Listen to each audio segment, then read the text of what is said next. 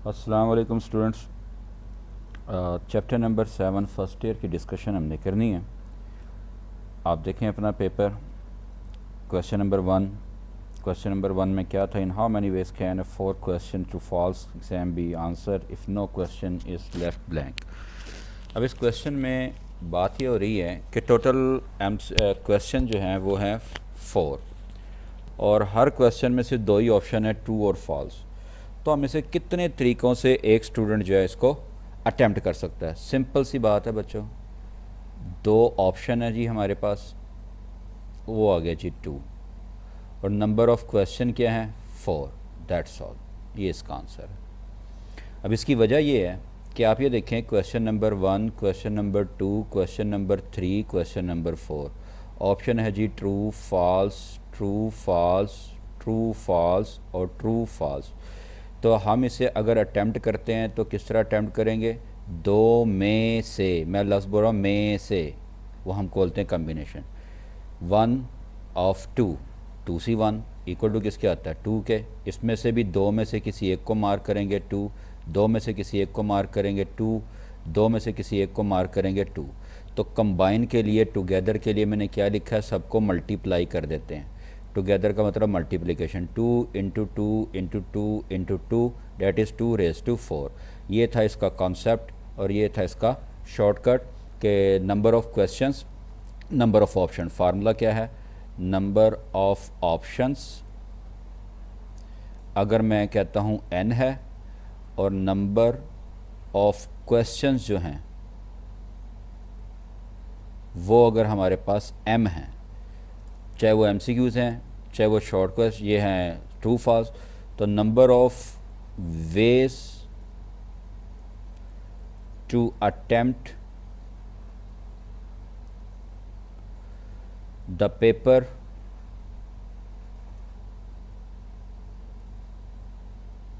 Is equal to n raise to m।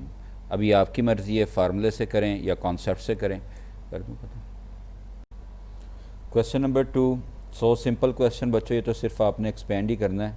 n+1 factorial cube है और उसके बाद है n फैक्टोरियल क्यूब। अब ये हम इसे क्या लिखेंगे? दोनों का ही क्यूब है ना, तो आप होल क्यूब लिख दें इस तरह, दैट्स ऑल। और जब किसी फ्रैक्शन में या फैक्टोरियल में फ्रैक्शन हो, मल्टीप्लिकेशन हो, तब हमने लार्जर फ्रैक्शन फैक्टोरियल को एक्सपेंड करना होता है। जैसे n+1 और इसमें से एक कम किया n factorial divided by n factorial, whole cube दोनों कैंसिल हुए, तो आंसर आपके पास आ गया n+1 का क्यूब, यानी यहाँ पर बनती है ऑप्शन डेल्टा। ये था जी question number 2, delta option. Question number 3, question number 3 simple question, इसे आप बैक सॉल्व भी कर सकते हैं। n factorial over n-3 factorial के n की कौन सी वैल्यू होगी कि 900 आंसर आएगा? तो बच्चों आप इसे ना सिंपल बैक सॉल्व कर लें, या अगर बैक सॉल्व नहीं कर सकते तो थोड़ा सा इसे ज़रूर एक्सपेंड कर लीजिएगा। हमें पता है ये बनेगा n इंटू n-1 n-2, और जब मैं लिखूँगा n-3 फैक्टोरियल वो उससे कैंसिल हो जाएगा, जस्ट यही रह जाएगा। अब 3 कंसेक्टिव नंबर का प्रोडक्ट 900 है, जिसमें 0 0 आपको दिखाई दे रहा है। इसका मतलब है कि इसमें आपके पास 10 भी लाजमी होगा। ठीक है जी। अगर मैं लिखता हूँ 11 इंटू 10 इंटू 9, क्योंकि ये 900 से 0 भी है और 9 भी है, 90 ये हो गया। अगर इन्हें मल्टीप्लाई करें तो फिर सॉल्व करें क्या बनता है। इसके अलावा आप देख लें जी, 90 को अगर 11 से मल्टीप्लाई करें आप, कैलकुलेटर तो वहाँ होगा नहीं, तो ये 90 और 90, तो आपके पास आ गया 990। ये ऑप्शन नहीं है। इसके अलावा दूसरी आपके पास है जी 12 लिख लें या सॉल्व कर लें आप। इसे ना क्रॉस कर दो यार,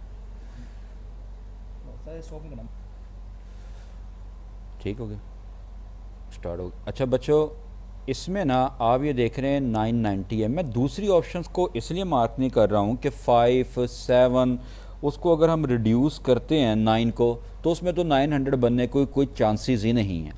यूईटी में अगर ये क्वेश्चन आता है आपका आंसर 990 के अलावा है कोई नहीं और यहाँ पर सिर्फ 900 लिखा हुआ है, नन ऑफ दिस की ऑप्शन भी नहीं है, तो बच्चों you have to skip this question. अब ऐसा कैसे होता है? This is the human error.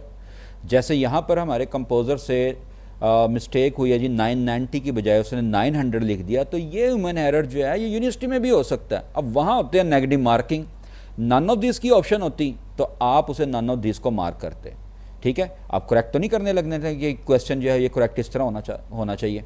तो यहाँ पर 900 के बजाय 990 आना चाहिए था। ट्रू आंसर ये है, मिस्टेक ये हुई है, क्वेश्चन एक्चुअल ये था n-3 फैक्टोरियल। तो ये जो मिस्टेक्स हैं आम इंसान से जो होती हैं ये कहीं भी हो सकती हैं, ये आपने जहन में रखनी है। ऐसी सिचुएशन अगर यूनिवर्सिटी में आती है तो आपने फिर स्किप करना है अगर नन ऑफ दिस की ऑप्शन नहीं है। बहरहाल आपको आंसर पता चल गया, 900 के बजाय 990 होना चाहिए था। तो इस क्वेश्चन में हम ऑप्शन लिखते हैं कि क्वेश्चन को करेक्ट कर लें और ये इसके लिए क्वेश्चन 990 कर लें, या फिर डेल्टा ऑप्शन खुद बनाकर नन ऑफ दिस कर दें। ये ज़रूर जहन में रखिएगा बात, ये बार बार मैं इस तरह क्वेश्चन जब आते हैं तो आपको बताता हूँ। क्वेश्चन नंबर 4 में आपने n की वैल्यू फाइंड आउट करनी है और गिवन है क्वेश्चन नंबर 4 में 16 np3 परमुटेशन और 13 n+1 p3, तो वैल्यू ऑफ n आपने बतानी है। अब वैल्यू ऑफ n आप तमाम वैल्यूज़ पुट करके देख लें या बैक सॉल्व सबसे लार्जर वैल्यू अगर आप पुट करते हैं तो ये बनता है 16 और 15 अगर मैं n की जगह पुट करता हूँ तो ये बनता है 15 फैक्टोरियल। नीचे आपको पता है 15 - 3 12 फैक्टोरियल और इस तरफ है जी 13। अगर मैं n की जगह 15 पुट करता हूँ तो 16 फैक्टोरियल और 16 में से 3 को माइनस करें तो 13 फैक्टोरियल। अब इसमें देखें 16 × 15 × 14 × 13 12 पर आकर कैंसिल हो जाएगा। ये है जी 13 और ये है 16 और 15 14 13 पर आकर कैंसिल हो जाएगा, ये दोनों इक्वल हो जाते हैं जी। तो ये थी जी ऑप्शन इसमें 15 answer, question number 4 option alpha. Question number 5 में a carpenter has 10 pattern of chair and 8 pattern of table. In how many ways can he make a pair of table and chair? जब दो objects अलग-अलग given हो तो उनका pairing अगर आपने करनी हो तो दोनों को मल्टीप्लाई कर दें। अब देखें इसमें हमारे पास चेयर्स कितनी हैं, 10 चेयर्स हैं और 8 जो हैं वो टेबल हैं। तो इनकी पेयरिंग इस तरह बनाएंगे जी, आप मल्टीप्लाई कर दें 80 आंसर। जब अलग अलग दो यूनिट गिवन हो, मसलन अगर हमारे पास हैं जी 10 बुक्स हैं और फिज़िक्स की और 5 बुक्स हैं मैथ की, आपने उनकी पेयरिंग करनी है। तो पेयरिंग से लफ्ज़ आपको मैं ये क्यों इस तरह करते हैं, ये कार्टियन प्रोडक्ट आपने पढ़ा होगा, कार्टियन प्रोडक्ट। पेयरिंग आपको मैं याद करवाता हूँ कि ऐसा क्यों होता है। फ़र्ज़ करें एक सेट है, उसमें एलिमेंट हैं जी A1 A2, एक सेट है B जिसमें एलिमेंट हैं B1 B2 B3। मैं कहता हूँ जी इनकी पेयरिंग बनाएं जी, कैसे पेयर बन सकते। तो A/B आपको याद होगा, हमने पढ़ा हुआ है। तो हम क्या लिखेंगे, A1 की पेयरिंग B1 के साथ, A1 की पेयरिंग B2 के साथ, A1 की पेयरिंग B3 के साथ, इसी तरह फिर A2 की पेयरिंग हो जाएगी, 6 बन जाएंगी। 6 क्यों बनी, इसका जो ऑर्डर था, इसका कार्डिनलिटी नंबर जो था वो 2 था, B का कार्डिनलिटी नंबर 3 था। तो दोनों के कार्टियन प्रोडक्ट का कार्डिनलिटी नंबर जो है दोनों का प्रोडक्ट बनेगा 6। This is the formula of pairing. अब आपको याद भी हो गया होगा कि क्यों ऐसा किया हमने। तो 10 × 8 80 इसमें आंसर आया, यानी चार्ली ऑप्शन क्वेश्चन नंबर 5 का चार्ली ऑप्शन बनेगा। क्वेश्चन नंबर 6 है, the number of signal that can be drawn by the ये है जी by an flag at least 2 flags in order on. ये क्वेश्चन नंबर 6 देखिए पढ़ें जिसमें नंबर ऑफ़ सिग्नल्स आपने बताने कितने हम इसमें जो है ना वो सिग्नल बता सकते हैं, जबकि आपने टोटल फ्लैग्स जो हैं हमारे पास 5 हैं और हमने एट लीस्ट उसमें से 2 फ्लैग्स सेलेक्ट करने हैं। अब टोटल जो हैं, जो टोटल हमारे पास फ्लैग्स हैं उसको हम n से अगर रिप्रेजेंट करते हैं और 2 भी सिलेक्टेड जो है, जो हमने सेलेक्ट करने हैं उसको हम r से रिप्रेजेंट करें, तो ये फार्मूला बनता है NPR। वजह यह है कि मैं कम्बिनेशन क्यों यूज़ नहीं कर रहा हूँ, मैं परमुटेशन इसमें इसलिए यूज़ कर रहा हूँ कि सिग्नल को अगर हम चेंज कर दें, मसलन सिग्नल 1 और सिग्नल 2, तो ये कुछ और इंडिकेटेड है, मसलन येलो लाइट और फिर ब्लू लाइट, इसका मतलब कुछ और होगा, पहले ब्लू बाद में येलो लाइट अगर ब्लिंक होती है उसका मतलब कुछ और होगा। इसी तरह फ्लैग को कि फ्लैग नंबर 1 अगर हम शो करते हैं उसका मतलब कुछ और होता है, फ्लैग नंबर 2 का कुछ और होता है, पहले और बाद में चेंज करेंगे अगर हम तो अरेंजमेंट चेंज हो जाएगी, क्योंकि इनके ऊपर पूरा वाज़ेह तौर पर सिग्नल लिखे, इनकी तरतीब है, नंबर 1 नंबर 2, नंबर 1 पर फ्लैग 1, नंबर 2 पर फ्लैग 2, नंबर 1 पर फ्लैग 2, नंबर 1 पर फ्लैग 1। तो मैंने बताया था कि ऑर्डर चेंज करने से अगर पूरी अरेंजमेंट चेंज हो जाए तो वो कम्बिनेशन नहीं होगा, वो परम्यूटेशन होगा। अब यहाँ पर ऑप्शंस क्या क्या हैं, 5 में से कम 2 यानी कि 2 भी सिलेक्ट हो सकते हैं, 2 के बाद 5 में से 3 भी सिलेक्ट हो सकते हैं, 5 में से 4 भी सिलेक्ट किए जा सकते हैं और 5 में से ही 5 भी सिलेक्ट किए जा सकते हैं। अब परमुटेशन की आपको इनकी वैल्यूज़ पता होंगी, ये 5 फैक्टोरियल बन जाता है जो कि 120 है, और ये भी 5 फैक्टोरियल ही बनता है जो कि 120 है। 5p3 आप कर सकते हैं जी, 5 फैक्टोरियल ओवर 2 फैक्टोरियल 60 बन जाएगा, और 5p2 जो है वो आप सॉल्व करें तो 20 बन जाएगा।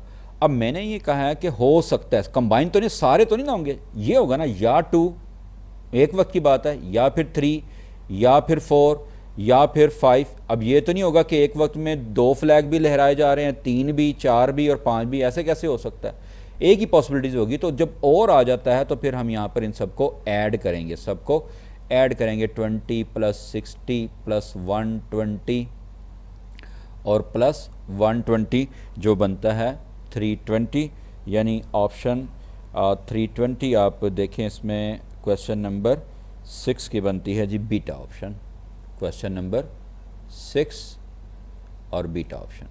Question number 7, question number 7, how many 4 letters codes can be formed using first 10 letters of the English alphabets if no letter can be repeated। no letter can be repeated, total 10 है, हमने 4 select करने, इसमें तो कोई समझने वाली खास बात ही नहीं थी। आप इसे एक्सपेंड करें तो 10 फैक्टोरियल, नीचे 4 लिखा तो आप 6 फैक्टोरियल लिखें, क्योंकि आपको पता है 10 - 4 लिखना होता है, फिर 6 तक आप लेकर जाएंगे, उससे पहले कैंसिल कर देंगे, 9 × 8 7 पर जाकर रोक दें, क्योंकि नीचे 6 फैक्टोरियल है, मल्टीप्लाई करें तो 5040, ये ऑप्शन बनती है जी इसकी। Question number 7 Charlie option. Question number 8, question number 8 में how many other words can be form from the letter tough, इसमें स्पेलिंग मिस्टेक हो गई है, TOUGH टफ। अब इसमें टोटल 5 लेटर हैं, तो टोटल अरेंजमेंट बनेगी 5 फैक्टोरियल और 120। आपको मैंने लेक्चर डिस्कशन जब हुई थी उसमें भी मैंने लेक्चर में भी बताया था, ऐसा ही क्वेश्चन था कि अदर वर्ड्स का मतलब है कि टफ उसमें शामिल नहीं होगा, क्योंकि 120 में तो ये भी आ जाएगा, तो उसको माइनस कर दें, 119, इसका आंसर आ जाएगा। ऑप्शन बनती है जी क्वेश्चन नंबर 8 की डेल्टा। इसके बाद क्वेश्चन नंबर 9 देखें। क्वेश्चन नंबर 9 में how many 3 digit even number में हमें पता है कि जो डिजिट्स गिवन है ना, वो डिजिट गिवन है 1 2 3 4 6 और 7। अब इवन तो वही होगा जिसका यूनिट डिजिट 2 होगा, या 4 होगा, या 6 होगा। बाकी जो 2 डिजिट हैं वो कोई से भी हो सकते हैं, क्योंकि 3 डिजिट नंबर बनाना है हमने, तो इसे फर्स्ट इसको फंडामेंटल रूल से हम सॉल्व कर लेते हैं। अब उसने ये नहीं बताया कि डिजिट कैन बी रिपीटेड, ये नहीं हमें बताया, तो पहली पोजीशन पर 6 डिजिट्स की गुंजाइश है, दूसरी पर भी 6 की गुंजाइश है, लास्ट में तो 2 ही आना था, तो ये बन जाते हैं 6 × 6 36। इसी तरह यहाँ भी 6 की गुंजाइश है, यहाँ भी 6 की गुंजाइश है, ये भी 36 और ये भी 36। तो इस तमाम पॉसिबिलिटीज़ हैं, तो यानी कि 36 वो नंबर हैं जिनके आखिर में 2 आएगा, 36 वो नंबर हैं जिनका यूनिट डिजिट 4 होगा, 36 वो नंबर हैं जिनका यूनिट डिजिट 6 होगा तो टोटल आपके पास 36 इंटू 36 यानी कि 3 टाइम 36 अगर हम इसे करें तो 108 ऑप्शन बनती है क्वेश्चन नंबर 9 की Charlie. Question number 10, question number 10, you have 7 marble 2 black 3 white. तो आपके पास टोटल बॉल गिन लें, वहाँ पर मार्बल गिन लें, टोटल मेरे ख्याल से 7 बन गए। एक बात, बट अदरवाइज नो डिस्टिंग्विशेबल, बाकी तो इनमें कोई फ़र्क नहीं है। इन how many veg different ways, in how many different ways can the 7 marble be arrange. In 7 marble को आपने अरेंज करना है। अब टोटल 7 है, 2 जो हैं इसमें एक जैसे हैं जो कि ब्लैक हैं, और इसमें से 3 जो हैं वो वाइट हैं, कोई फ़र्क नहीं है, उसमें एक जैसे नज़र आएंगे। 2 रेड है। तो ये तो वही बात होगी ना, जैसे आपने वर्ड पढ़ा था पनामा, मिसिसिपी, उसमें लेटर जो रिपीट होते हैं, तो ये बिल्कुल उसी तरह जब ये सेम है तो इसे लिखेंगे 7 factorial, 2 black ball 2 factorial, white ball 3 factorial, red ball 2 factorial. अब थोड़ी सी परेशानी हुई है, मैं आपको बताता हूँ। फ़र्ज़ करें ये इस तरह लिखा है black black, white white white, red red. तो आपको याद आया जैसे एक वर्ड था मिसिसिपी जिसमें लेटर रिपीट होते थे, तो हम कहेंगे कि इसमें बी 2 मरतबा रिपीट हुआ है, डब्ल्यू 3 टाइम रिपीट हुआ है, रेड 2 टाइम रिपीट हुआ। तो ये फार्मूला इसमें आप अप्लाई करेंगे। अप्लाई करने के बाद आप इसे सॉल्व करें तो आंसर आता है 210, यानी बनती है चार्ली ऑप्शन क्वेश्चन नंबर 10 की। क्वेश्चन नंबर 11 देखें। क्वेश्चन नंबर 11 में इन how many veg 3 books of mathematics हैं। ये तो बड़ा इजी क्वेश्चन, मैथ की 3 बुक्स, इसकी अरेंजमेंट हो गई। फिर उसके बाद बायोलॉजी की 4 बुक्स हैं, उसकी अरेंजमेंट, क्योंकि कंबाइन करना है इसे। फिर 2 सब्जेक्ट्स हैं, उनकी अरेंजमेंट। तो ये टोटल फार्मूला इसी तरह होता है, जितनी बुक्स होती हैं उन्हें अलग-अलग सब्जेक्ट को अरेंज करना हो तो उनके फैक्टोरियल से मल्टीप्लाई, और जितने सब्जेक्ट्स होते हैं उनसे मल्टीप्लाई करके आप सॉल्व कर सकते हैं। बीटा ऑप्शन क्वेश्चन नंबर 12 इसके साथ है। क्वेश्चन नंबर 12 में कहा गया है 10 teams are participating in a tournament. How many matches are possible if every team plays with other teams only once? ये मैंने आपको बताया था, शेक हैंड करने में भी बताया था। टोटल टीम्स भी, अगर आप एक दूसरे को मैसेज करते हैं, आप 10 लोग हैं तो एक दूसरे को मैसेज एक एक करेंगे तो 10C2, ये तमाम इसी तरह होगा जी। अगर आप शेक हैंड करते हैं, 10 लोग शेक हैंड करते हैं तो शेक हैंड एक शख्स एक से ही करता है। जब 10 लोग आपस में शेक हैंड करेंगे तो हम 2 को सिलेक्ट करते हैं जो शेक हैंड आपस में कर रहे हैं। तो यहाँ पर 10 टीम है जी, और 2 टीमें मैच खेलेंगी, क्योंकि इसमें अरेंजमेंट से कोई फ़र्क नहीं पड़ता। अगर 2 टीमों के दरमियान में मैच है तो उससे कोई फ़र्क नहीं पड़ता। हाँ, अगर ये होता है ना, मसलन लिखा होता है ऑस्ट्रेलिया वर्सेस पाकिस्तान या पाकिस्तान वर्सेस ऑस्ट्रेलिया, कोई फ़र्क नहीं पड़ता उस वक्त तक जब तक कि इंटरनेशनल मैच है। अगर आपके अपने ही मुल्क में टूर्नामेंट अपनी ही टीमों में हो रहा है, तो अगर लिखा जाता है कि लाहौर कलंदर वर्सेस जो भी है कोयटा, मुझे तो नाम नहीं पता, तो इसका मतलब है लाहौर कलंदर वाले जो हैं वो पहले बारी लेंगे, फिर अरेंजमेंट में फ़र्क पड़ेगा, फिर परमुडेशन होगा। लेकिन इतनी बारीकी तो शायद किसी को नहीं पता। अदरवाइज 2 मैचेस जब आपस में टीम में होते हैं तो उनकी अरेंजमेंट से कोई फ़र्क नहीं पड़ता, उनके दरमियान में ये बात रहती है। लेकिन IPL वगैरह होते हैं तो पहला जिसका नाम होता है वो टीम का जो है वो उस सिटी में खेला जाता है। मतलब कराची में खेल रहा है तो कराची का नाम पहले लिखेंगे, बाद में उस टीम का नाम लिखा जाएगा जो मेहमान होगी, ये IPL में। लेकिन इंटरनेशनली ऐसा टूर्नामेंट में नहीं होता कि पहले और बाद में किसी का नाम लिखा जाता है, क्योंकि 2 मेहमान आ जाते हैं। मतलब ऑस्ट्रेलिया में टूर्नामेंट हो रहा है, पाकिस्तान का और इंग्लैंड का मैच हो रहा है, तो अब किसको पहले लिखेंगे? दोनों मेहमान हैं। तो ये सिर्फ इधर ही होता है जी, जो हमारे पाकिस्तान में मैच होते हैं कि वर्सेस का फ़र्क। तो इसमें टीम जब मैच आपस में खेलती है, इसी तरह 2 शख्स जब आपस में शेक हैंड करते हैं तो पहला कौन सा दूसरा कौन सा, कोई तरतीब नहीं हम दे सकते। जिसमें तरतीब नहीं होती वो कम्बिनेशन होता। तो ये फार्मूला बन गया जी 10C2, जिसका आंसर आएगा फार्मूला लगा कर आप अप्लाई करें 45। ये है जी क्वेश्चन नंबर 12 का अल्फ़ा ऑप्शन। क्वेश्चन नंबर 13 में if a die is roll 2 time, what's the probability of not selecting a 6 both time? 6 ने नहीं आना जी। अब आपने जब 2 डाइस रोल करेंगे तो सैम्पल स्पेस बनेगा 6 स्क्वायर यानी 36। अब उसमें 6 नहीं आना चाहिए, तो 6 दोनों टाइम नहीं आना चाहिए, यानी ये नहीं होना चाहिए। अब टोटल 36 ऑप्शन है, सिर्फ एक ऑप्शन ऐसी होगी जिसमें दोनों मरतबा 36 और 6 आता है, तो ये नहीं आना चाहिए। तो बाकी कुछ भी आ जाए तो बाकी कितनी ऑप्शन बनती है? 35 आउट ऑफ 36। ये बन गई है जी प्रोबेबिलिटी, जिसमें दोनों मरतबा ही 6 और 6 नहीं आएगा। या आप इसे ये कह लें कि 6 आने की प्रोबेबिलिटी क्या है? दोनों में 6 है, वो है 1/36। तो ना आने की क्या होगी? 1 में से माइनस कर लें, वो भी 35/36 बन जाएगा। जैसा कि हमने पढ़ा है नॉट अकरेंस की प्रोबेबिलिटी क्या होती है, 1 माइनस अकरेंस ऑफ ई।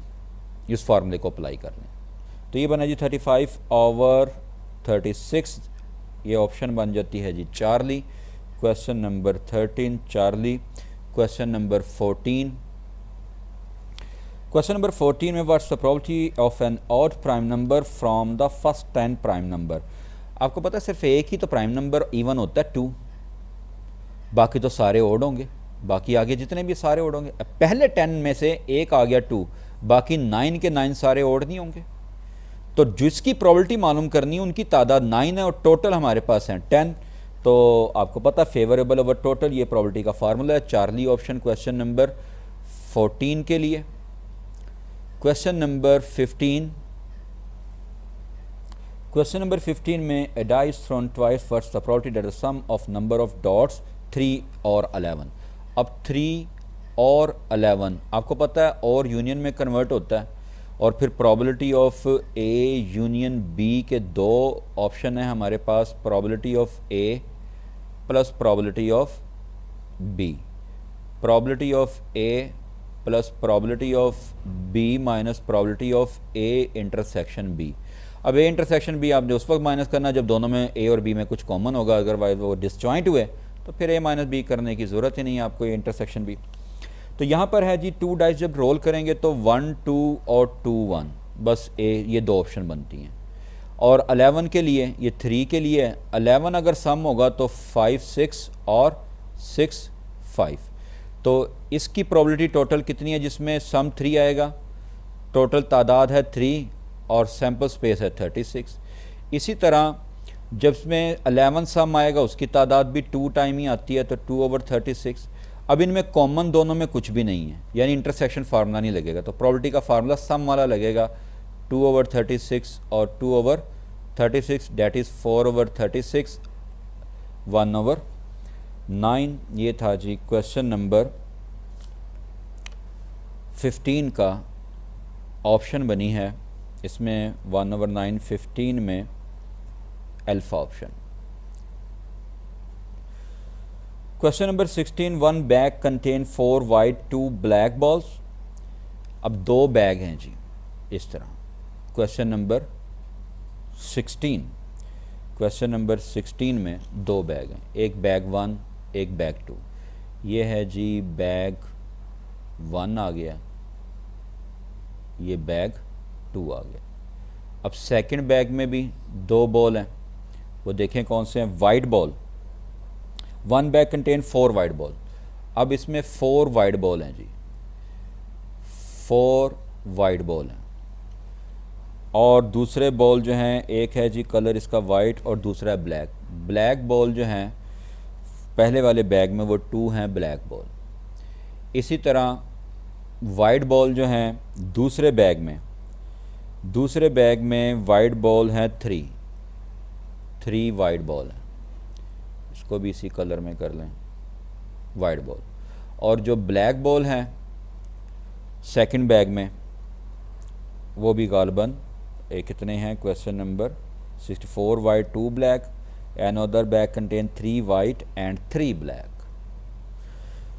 कितने हैं जी ब्लैक कितने हैं इसमें, 5 हैं, 5 ब्लैक हो गए। तो मुझे प्रोबेबिलिटी ये मालूम करनी, 1 ball is drawn from each bag. एक बॉल यहाँ से ड्रा किया गया, 1 बॉल, एक बॉल यहाँ से ड्रा किया गया। अब प्रोबेबिलिटी क्या मालूम करनी है, 1 ball is drawn from each bag, what is the probability that 1 is white and 1 is black.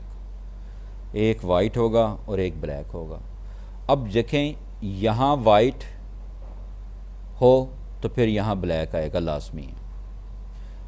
If bag 1 आपको वाइट देता है देन बैग 2 में ब्लैक होगा, या फिर अगर बैग 1 में ब्लैक तो फिर बैग 2 में वाइट होना चाहिए, फिर ही प्रोबेबिलिटी होनी चाहिए ना। पहले तो ये वाली प्रोबेबिलिटी मालूम करें, अब और का मतलब है प्लस करें, फिर ये वाली प्रोबेबिलिटी, तो दोनों प्रोबेबिलिटी को ऐड करेंगे वो रिक्वायर्ड प्रोबेबिलिटी आ जाएगी। क्लियर सी बात। अब मुझे ये बताएं कि आप ये सोचें कि जो पहला बैग है, फर्स्ट बैग, अगर उसमें वाइट की प्रोबेबिलिटी हम मालूम कर रहे हैं तो वाइट आने के चांसेस क्या होंगे। एक बॉल अगर हम ड्रा करते हैं तो वाइट के चांसेस क्या होंगे।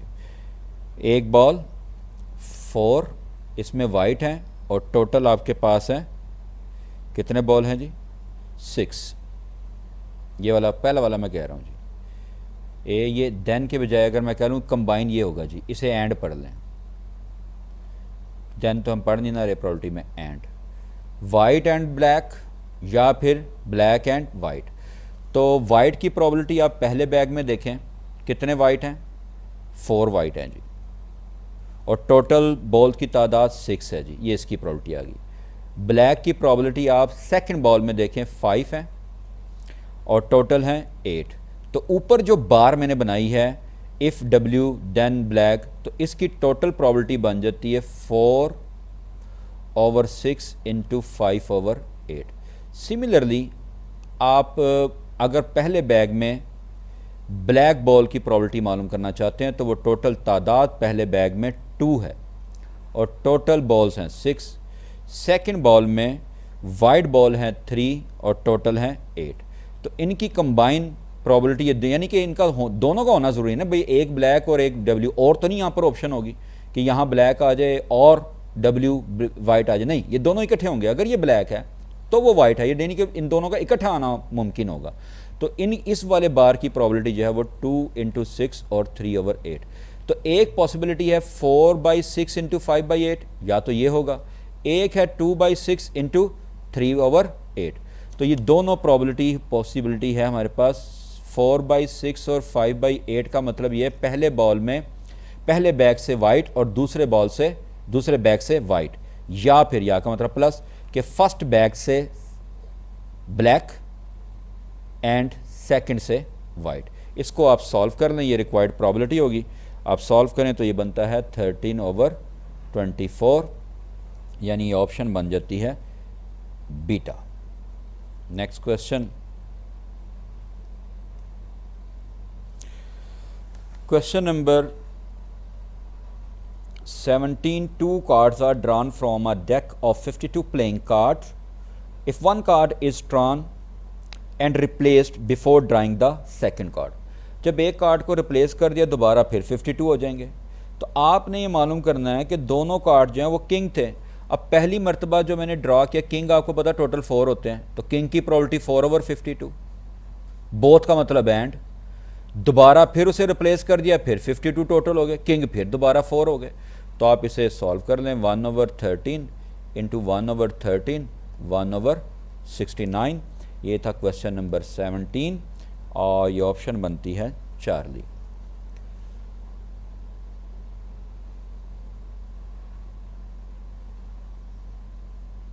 इसके बाद जी क्वेश्चन नंबर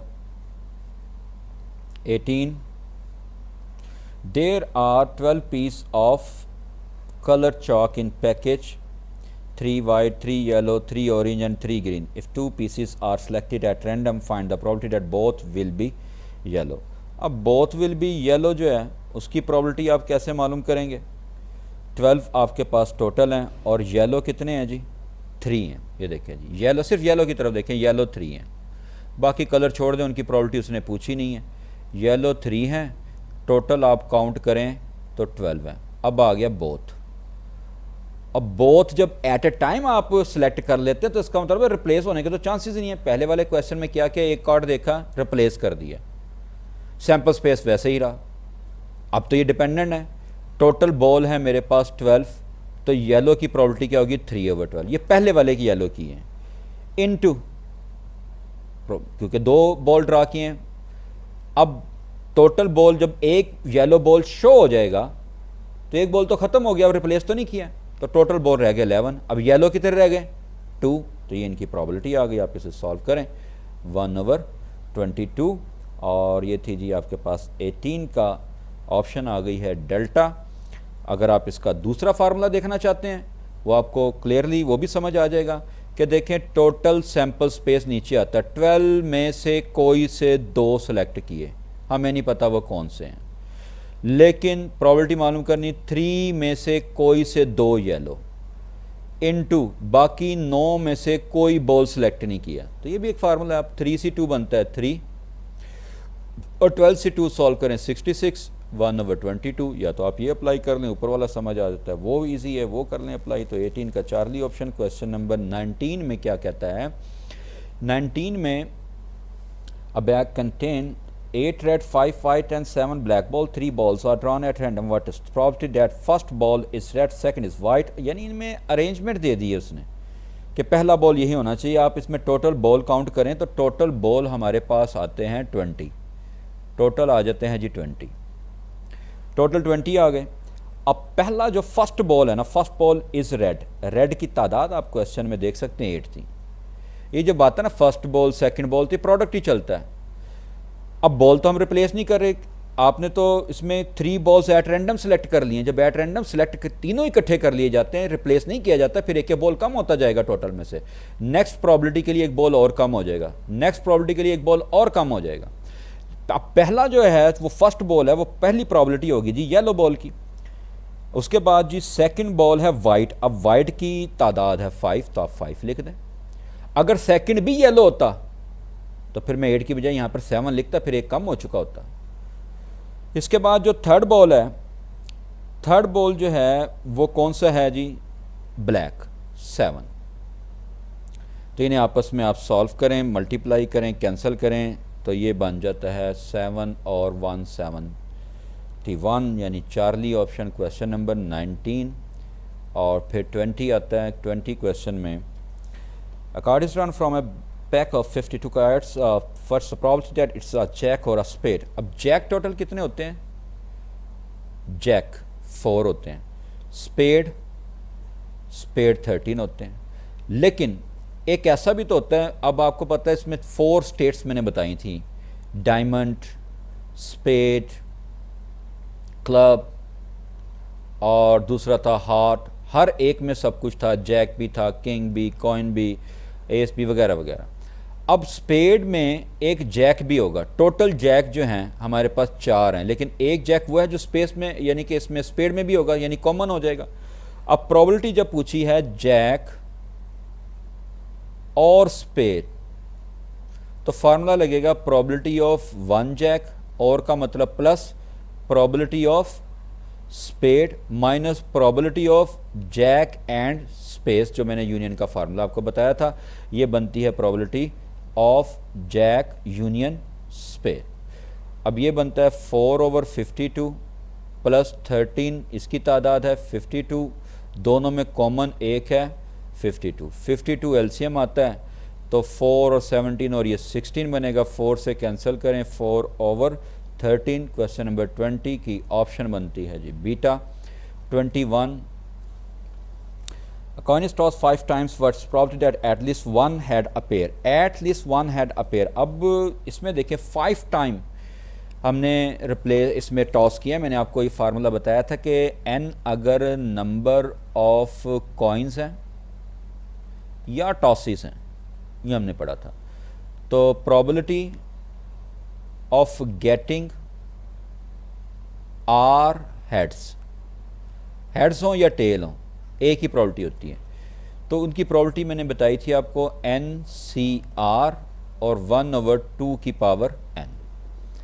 अब बात आ गई है एट लीस्ट जो है ना, इसमें 1 हेड होना चाहिए। अब एट लीस्ट का मतलब 5 टोटल है कॉइन, एट लीस्ट 1 का मतलब है 5 में से 1, 5 तो टोटल है ना, 5 में से 2 भी हो सकते हैं, 5 में से 3 भी हो सकते हैं, 5 में से 4 भी हो सकते हैं, 5 में से 5 के 5 भी हेड हो सकते हैं, बी हो सकते हैं का मतलब और है, यानी ऑप्शन है। तो ये प्लस प्लस प्लस प्लस।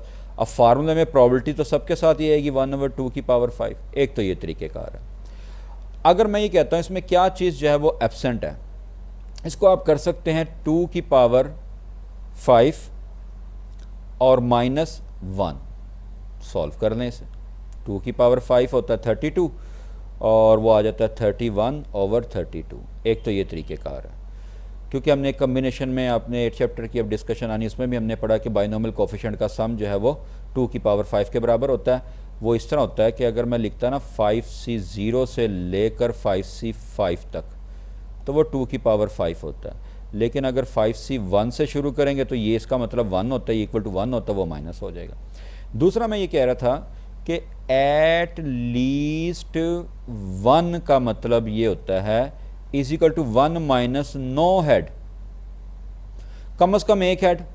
तो टोटल प्रोबेबिलिटी में से माइनस कर दो, कोई भी हेड नहीं, तो वो भी देख लें 1 माइनस 5 में से कोई भी हेड नहीं है, 2 की पावर 5, 1 माइनस 1/32, तो ये बन जाता है 31/32, यानी नेगेशन में आ गए ना आप। एट लीस्ट 1, कम से कम एक मरतबा जो है वो हेड रिप्ले जो है ना वो शो होगा। तो इसका मैं मालूम कर लेता हूँ कंप्लीमेंट नॉन अक्रंस कि कम से कम एक मरतबा शो होने की प्रोबेबिलिटी जो है वो आपने उसका नेगेशन मालूम करना है। तो वो कैसे मालूम करेंगे कि नहीं होता कम से कम एक मरतबा, तो उसको आप जैसे फ़र्ज़ करें कि ई जो है रिप्रेजेंट करता है, ये वो प्रोबेबिलिटी है जो रिप्रेजेंट करती है कि eight least 1 time head repair हो रहा है। अगर वो रिपेयर हो रहा है 1 टाइम, तो अगर 1 टाइम वो अपेयर नहीं हो रहा है एटलीस्ट, तो आप इसे ये कर लें 1 माइनस वही फार्मूला आ जाएगा नॉट का। तो टोटल प्रोबेबिलिटी इसका ये आपने पढ़ा हुआ है फार्मूला। अब इसको मैं ये लिख रहा हूँ कि देखें एट लीस्ट, ये सुन लें, at least 2 times is equal to क्या होगा 1 माइनस, हम लिख लेंगे एट मोस्ट 1 टाइम। समझ आई कुछ बात? वो कहता है कम से कम 2, कम से कम 2 का मतलब होता है 2 से आगे तक सब प्रोबेबिलिटी मालूम करें। मैं वो प्रोबेबिलिटी मालूम नहीं करता, मैं टोटल प्रोबेबिलिटी 1 होती, मैं मालूम कर लेता तो इसके पीछे है 1 और 0, तो मैं मालूम कर लेता तो टोटल प्रोबेबिलिटी में से वो माइनस कर देता हूँ जो 1 और 0 तक है, यानी कि एट मोस्ट 1। एट मोस्ट का 1 का मतलब होता है ज़्यादा एक मरतबा, 0 मरतबा या 1 मरतबा। तो अगर आपको नहीं समझ आई तो मसलन मैं कहता हूँ कि एट मोस्ट आपने करीब तरीन देखना है कौन सा, एट मोस्ट 5 टाइम्स। अब हेड्स जो हमारे पास कॉइन्स हैं वो है टोटल 8। अब 5 टाइम एट मोस्ट का मतलब यह है कि मैं 0 से स्टार्ट लूँगा, 0 हेड आने के चांसेस 1 2 3 4 5 इन सब को ऐड करूँगा मैं। अब बाकी बचते हैं जी मेरे पास 6 7 और 8। अगर मैं इनकी प्रोबेबिलिटी मालूम करूं तो जल्दी हो जाती है। तो आप क्या करेंगे, आप इन्हीं की प्रोबेबिलिटी मालूम करें, लेकिन 1 में से माइनस कर दें कौन सी, 6 + 7 + 8 वाली प्रोबेबिलिटी। ये मैंने फार्मूला अप्लाई किया है। तो इसमें ऑप्शन थी जी क्वेश्चन नंबर 21 में बीटा ऑप्शन, क्वेश्चन नंबर 21 और बीटा ऑप्शन। क्वेश्चन नंबर 22 पढ़ें आप। क्वेश्चन नंबर 22 में coin is toss 4 time, what is the probability that only 1 tail appear. 1 tail appear का मतलब ये होगा कि 1 टेल नहीं, ओनली टेल अपेयर्स, यानी कि जब आप कॉइन को टॉस करते हैं 4 टाइम्स तो चारों मरतबा आपको टेल ही नज़र आ रही है जी। ये पॉसिबिलिटीज है, जैसे हम लिखते नहीं वो ऑप्शन में टेल टेल टेल टेल, तो इसका तो सिर्फ एक ही चांस है, यानी आप लिख सकते हैं कि 4 कॉइन्स हैं, 4 में से 4 टाइम्स टेल हो जाएं। वो क्वेश्चन है कि सिर्फ टेल अपेयर हो, तो इसका मतलब है चारों मरतबा टेल ही अपेयर होगी। तो फार्मूला वही है 1/2 की पावर 4, 4 से 4 आपको पता है 1 होता है, 1/16। ऑप्शन आ गई है इसकी Charlie. Question number 22 Charlie. Question number 23 में out of 5 men 2 women a committee of 3 is to be selected. In how many ways can it be formed if at least 1 woman is to be included? Question आप पढ़ें बगौर, आपके सामने होगा question कि total man मेरे पास हैं जी 5 and women number of women is 2, और to be selected जो है उसको मैं आर से रिप्रेजेंट करता हूँ, 3 मैंने सेलेक्ट करने। कमेटी इस तरह बनानी है कि in how many ways can it be formed, किस तरह बनाया जा सकता है if at least 1 women is to be concluded, कम से कम एक औरत तो इसमें ज़रूर शामिल हो, कम से कम एक और।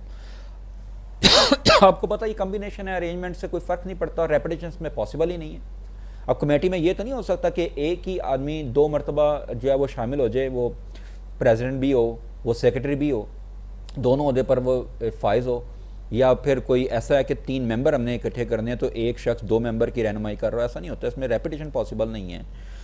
और इसके अरेंजमेंट से कोई फ़र्क नहीं पड़ता कमेटी में, अगर फ़र्क नहीं पड़ता तो कम्बिनेशन ही है।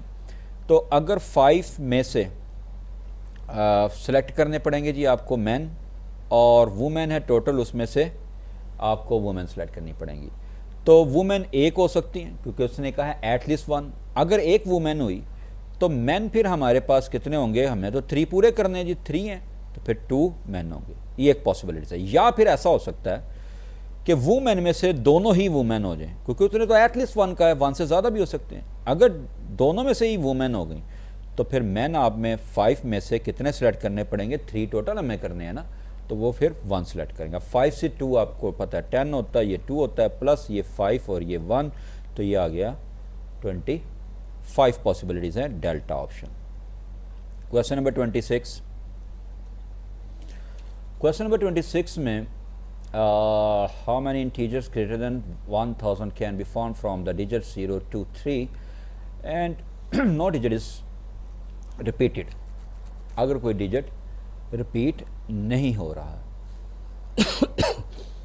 तो मुझे ये बताएं कि हमारे पास टोटल डिजिट है 4, 0 2 3 एंड जो आगे डिजिट गिवन है।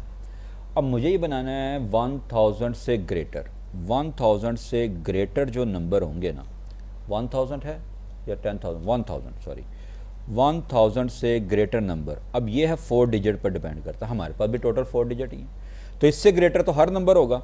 हर नंबर कैसे, मैं ये 4 की पोजीशन बना देता हूँ जी। पहली पोजीशन पर मेरे पास 3 नंबर ही आ सकते हैं, 3 डिजिट यूज़ हो सकते हैं, क्योंकि 0 2 3 और 4 जो दिया हुआ है इसमें 0 तो अगर मैं पहली पोजीशन पर लिख देता हूँ वो तो 4 डिजिट नंबर ही नहीं बनेगा। अगर वो 4 डिजिट नंबर नहीं होगा, मसलन 0 2 3 4, तो ये तो बनता है 234 यानी कि 234 which is not greater than 1000। तो 4 डिजिट नंबर के लिए 0 का फर्स्ट लेफ्ट मोस्ट पोजीशन पर ना होना ज़रूरी है, ये नहीं होने चाहिए। तो मेरे पास फर्स्ट पोजीशन के लिए 0 शामिल नहीं है, बाकी 3 डिजिट शामिल होंगे। हाँ अब एक डिजिट मैं यहाँ पर यूज़ कर चुका हूँ, अब रिमेनिंग मेरे पास फिर 3 बचे हैं, उसमें 0 शामिल है, फिर 3। अब यहाँ तक एक और डिजिट यूज़ हो चुका है, टोटल 2 डिजिट यूज़ हो गए। अब मेरे पास सिर्फ 2 बाकी बचे हैं, तो 10 प्लेस के लिए मेरे पास सिर्फ 2 डिजिट है। एक और यूज़ हो गया तो मेरे पास टोटल 3 डिजिट यूज़ हो चुके हैं, अब एक ही डिजिट बाकी है। तो इन्हें मल्टीप्लाई करें, ये फार्मूला मैंने आपको लेक्चर में समझाया हुआ है, तो ये टोटल नंबर ऑफ वेज बन जाएंगे इसके, number of integers which are greater than 1000, delta option question number 26 के। 27 में 11C5 और प्लस 11C7। अब इनमें एक का फ़र्क होना चाहिए, हमें पता है कि NCR जो है वो बेसिकली NCN-R कंप्लीमेंट्री प्रॉपर्टी आपने इसकी पढ़ी है, बाइनोमियल कोफिशिएंट्स की कम्बिनेशन की। अब एक ये भी प्रॉपर्टी है कि NCR लिखा हो प्लस NCR प्लस 1, इनमें यानी कि एक का डिफरेंस हो। तो हम क्या करते हैं, जो n है उसको एक उसमें ऐड कर देते हैं और नीचे जो है वो लार्जर वाले को लिख देते हैं। अब 7 और 5 है, 5 के बजाय 6 हो या 7 के बजाय 6 हो तो हम इसे सॉल्व कर सकते हैं। आप इसे लिख सकते हैं 11C6 कंप्लीमेंट्री प्रॉपर्टी आप अप्लाई करें, 11 में से 5 माइनस करें, इसी के इक्वल होता है, इसे एज इट इज़ रहने दें। अब फिर सेकंड प्रॉपर्टी यूज़ करें, ऊपर 11 के बजाय 12 और नीचे ग्रेटर वाला 12C7। अब 12C7 भी हो सकता है, अगर ऑप्शन में 12C5 लिखा है तो हम उसे भी कह सकते हैं, क्योंकि ये भी कंप्लीमेंट्री प्रॉपर्टी यूज़ कर सकता है। तो 12C7 भी और 12C5 भी, तो बोथ ऑप्शन बन गई है। डेल्टा